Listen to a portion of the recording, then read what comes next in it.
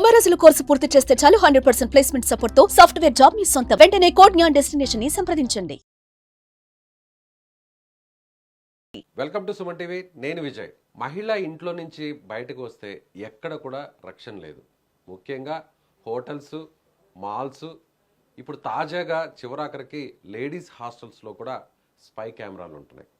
హైదరాబాద్ పరిధిలోని సంగారెడ్డి జిల్లాలో ఉన్నటువంటి అమీన్పూర్ మున్సిపాలిటీ పరిధిలో లక్ష్మీ హాస్టల్లో ఒక గదిలో కొన్ని కెమెరాలను గుర్తించారు పోలీసులు. ఇప్పటికే దీని మీద విచారణ కూడా జరుగుతుంది. డిస్కషన్ చేద్దాం. మనతో పాటు ఉన్నారు సోషల్ యాక్టివిస్ట్ వరలక్ష్మి గారు. ఈమె ఇదే స్పై కెమెరాల గురించి దాదాపుగా 9 ఏళ్ల నుంచి కోర్టులో పోరాటం చేస్తున్నారు.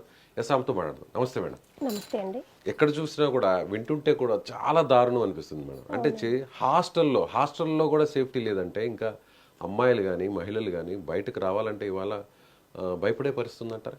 అవునండి, గత 9 సంవత్సరాల నుంచి కూడా దీని మీద కంటిన్యూగా అవేర్నెస్ తీసుకొస్తున్నామండి.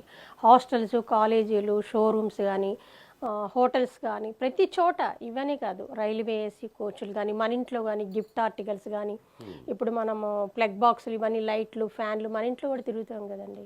ఎక్కడ పడితే అక్కడ వెళ్ళే ప్లేస్లో వాటిల్లో కూడా మనకి రెంటెడ్ హౌస్, ఓన్ హౌసెస్లో కూడా వైరు ఫిక్స్ చేసి వైరింగ్లో కూడా పెడుతున్నారండి. రెంటెడ్ హౌస్ రెంట్కి ఇచ్చేసిన తర్వాత ఆ బిల్డింగ్ ఓనరు 3 ఫ్లోర్లో పెట్టేసి తను మొబైల్లో ఏం జరుగుతుందో ఆ ఫ్లోర్లో 3 అనేది కూడా జరగడం చూసాము. రీసెంట్గా మనకి ఇక్కడ యూసఫ్గూడ చెక్ పోస్ట్, రమత్పూర్ నగర్లో కూడా, ఇక్కడ మన ఏరియాలో జూబ్లీ హిల్స్ ఏరియాలో కూడా జరిగిందండి. నేను కూడా వెళ్ళాను ఆ రోజు. రీసెంట్గా కూడా జరిగింది. పోలీసు వాళ్ళు వెళ్ళిపోయారు ఓవర్ నైట్. అక్కడ కూడా రికార్డ్ అయింది. ఇప్పుడు సంగారెడ్డి కూడా రికార్డ్ అయింది. కంటిన్యూగా జరుగుతున్నాయండి. మెదక్లో జరిగింది, మహబూబ్ నగర్ జరిగింది, జనవరి, ఫిబ్రవరి, మార్చి కంటిన్యూగా జరుగుతూనే ఉన్నాయి. మరి దీని మీద ఎలాంటి తీసుకోలేదు ప్రభుత్వం అనేదే మహిళా దినోత్సవం అని అంటున్నారు. ఇన్ని సంవత్సరాల తర్వాత మహిళ ఉన్నత స్థాయిలో ఉన్నందుకు సంతోషించాలి అని అంటున్నారు. వాళ్ళకి ఎన్నో రకాలుగా మేము చేసాము, మహిళా ఎంపవర్మెంట్, మహిళా సాధికారత అని అంటున్నారు. మరి ఎక్కడ సాధించినట్టు?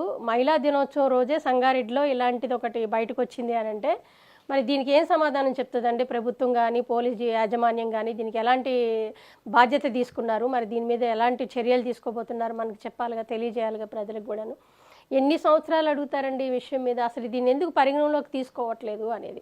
ఇప్పుడు ఒక 10 ఏళ్ళు తెలంగాణ ప్రభుత్వం ఉండేటప్పుడు కూడా మేము ఇలాగే తీసుకెళ్ళాము. ప్రతి ఒక్క అధికారుల దగ్గరికి తీసుకెళ్ళడం జరిగింది, పొలిటీషియన్ దగ్గరికి కూడా తీసుకెళ్ళడం జరిగింది.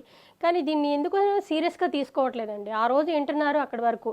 ఇంతమంది ఐఏఎస్లు, ఐపీఎస్లు అధికారులు ఉన్నారంటే ఏ ఒక్క అధికారి కూడా దీన్ని ఇనిషియేటివ్ తీసుకొని ఒక అధికారికంగా ఒక పేపర్ మీద పెట్టి ఒక పాలసీ రూపంలో తీసుకొచ్చిన అధికారి అంటూ లేరండి ఇప్పటి వరకు. కానీ వరలక్ష్మి గారు, దీనికి అంతటికీ కారణం మార్కెట్లో, ఆన్లైన్లో కానీ ఆఫ్లైన్లో కానీ ఎక్కడైనా షాపుల్లో హిడెన్ క్యాంప్స్, స్పై క్యాంప్స్ చాలా ఈజీగా అవైలబిలిటీలో ఉంటున్నాయి. అందులోనూ 1000 రూపాయలకి, కొన్ని అయితే 500 రూపాయలు కూడా దొరుకుతున్నాయి.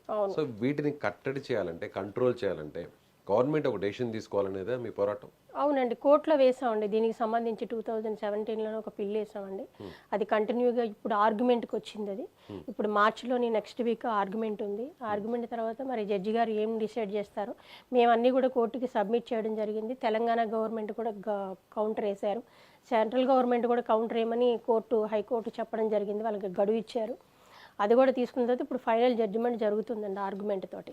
సో అంటే ఒక ఆన్లైన్లో ఒక అమ్మాయికి సంబంధించిన అభ్యంతరకరమైన ఫోటో కానీ, వీడియో కానీ తీయటం, షేర్ చేయటం అనేది కఠినమైన నేరంగా పరిగణలోకి తీసుకోవాలి.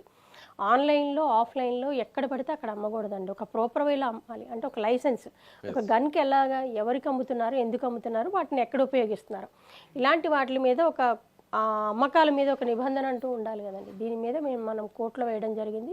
ఇవన్నీ కూడా జరిగే ఇన్సిడెంట్స్ అన్నీ కూడా మేము కోర్టుకి సబ్మిట్ చేశానండి. ఎప్పటికప్పుడు బయట జరుగుతున్నాయన్నీ కూడా మేము కోర్టుకి సబ్మిట్ చేయడం జరిగింది. అలాగే దీనికి సంబంధించిన వివరాలన్నీ కూడా నేను 2 నెలల క్రితం, 3 నెలలు అవుతుందండి, షికాగోయిల్ మేడం, షీ టీమ్ హెడ్, ఆవిడకి కూడా ఇవ్వడం జరిగింది లెటరు. తెలంగాణలోనే కాకుండా ఇది మొత్తం ఇండియా మార్పులు రావాల్సిన అవసరం ఉందంటారు. అవును, ఇండియా మొత్తం దేశవ్యాప్తంగా ప్రాబ్లం ఉంది. ఇండియాలోని ఫస్ట్ టైం మనం దీన్ని వేయడం జరిగింది. ఇండియాలోనే ప్రాబ్లం ఉంది. ఇన్ని సంవత్సరాలు దీని గురించి కంటిన్యూగా జరుగుతున్నా, మాట్లాడుతున్నా, ఇన్ని విషయాలు ఇంత సీరియస్గా జరుగుతున్నా కూడా ప్రభుత్వాలు పట్టించుకోకపోవడం అనేది ఇంకా ఈ మహిళా దినోత్సవం రోజు దీని గురించి ఇంకా మాట్లాడుకుంటున్నాం ఇన్ని సంవత్సరాల తర్వాత కూడా. ఇది ఒక చాలా చిన్న సబ్జెక్టు అని అంటున్నారు. తీసుకెళ్ళాము, ఢిల్లీ కూడా ఇచ్చాము, పార్లమెంట్లో కూడా మాట్లాడించాము, నివేదికలు ఇవ్వడం జరిగింది. ఎవరో స్పందించకపోవడం బట్టి దీని మీద వాళ్ళ విధేయతని వదిలేస్తున్నామండి మేము. ఇంకేం చెప్పాలి? సో ఇలా విచ్చలవిడిగా అంటే ఈ స్పై కెమెరాలు, హిడెన్ కెమెరాలు ఎక్కడ పడితే అక్కడ మీరు చెప్పారు, చివరాఖరికి ఎలక్ట్రికల్ వైరింగ్ లో కూడా పెడుతున్నారు.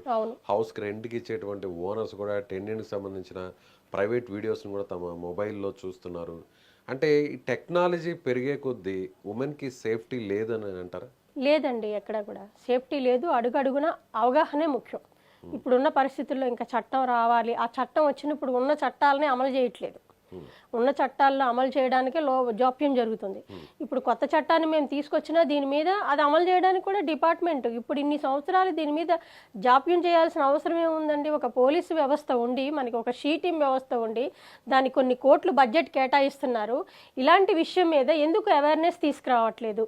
Women and child welfare department madam కూడా మేము కమిషనర్ గారికి ఇచ్చామండి. రీసెంట్గా ఉన్న కమిషనర్ గారు కూడా, ఆవిడ కూడా స్పందించి ఇది అవసరము అని పరిగణలోకి తీసుకున్నారు. మరి వాళ్ళు కూడా చేద్దామని ముందుకు వచ్చినప్పుడు బడ్జెట్ కేటాయింపుల్లో మేము కూడా దీనికి సపోర్ట్ చేస్తామన్నప్పుడు దీనికి చేయకపోవడానికి కారణం ఏంటో నాకు అర్థం కావట్లేదండి. పోలీస్ డిపార్ట్మెంట్ వాళ్ళు ఎందుకు జాప్యం చేస్తున్నారు? దీని మీద ఎందుకు అనౌన్స్ చేయట్లేదు? ఒక స్టెప్ తీసుకోవట్లేదు.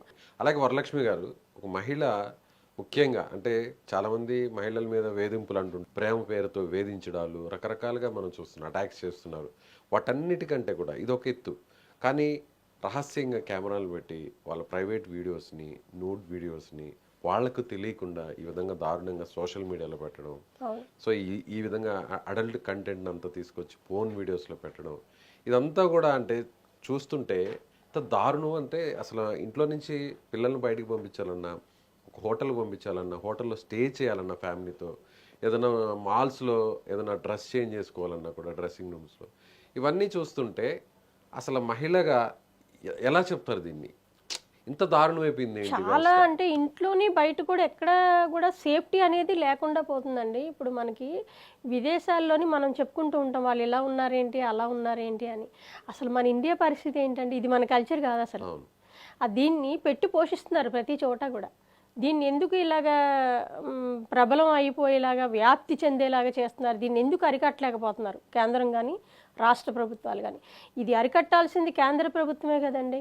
ఆన్లైన్లో ఆఫ్లైన్లో ఒక ప్రాపర్ వేలో చేయాలి అని వాళ్ళు ఇవ్వాలి కదా. ఇంతవరకు వాళ్ళకి ఇవ్వకుండా పోలీస్ డిపార్ట్మెంటే చేస్తారు, హోమ్ డిపార్ట్మెంట్ చూసుకుంటారని వాళ్ళు వదిలేయడం, ఇది మాకు సంబంధం లేదు, కేంద్ర ప్రభుత్వం నుంచి మాకు ఏదన్నా జీవో వస్తే మేము ఏం చేస్తామని అంటాం. చూద్దాం. మీరు అన్నట్టుగా ఖచ్చితంగా ప్రభుత్వాలు స్పందించాలని కోరుకుందాం. అది జాతీయ స్థాయిలో అయినా సరే, సో ఇక్కడ రాష్ట్ర స్థాయిలో అయినా కూడా. ఇది వరలక్ష్మి గారు చెప్తున్నట్టుగా చాలా దారుణమైనటువంటి సంఘటనలు ప్రతి చోట కూడా వెలుగు చూస్తున్నాయి. ఎక్కడా కూడా ఉమెన్కి సేఫ్టీ అనేది లేదు. దాదాపు 9 సంవత్సరాల నుంచి దీనిపై పోరాటం చేస్తున్నాను.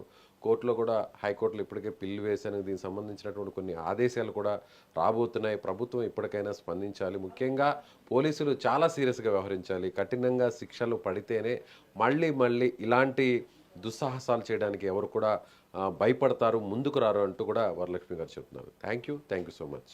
సుమన్ టీవీలో మీ పర్సనల్ అండ్ బిజినెస్ ప్రమోషన్స్ కోసం కింది నెంబర్కి కాంటాక్ట్ చేయండి.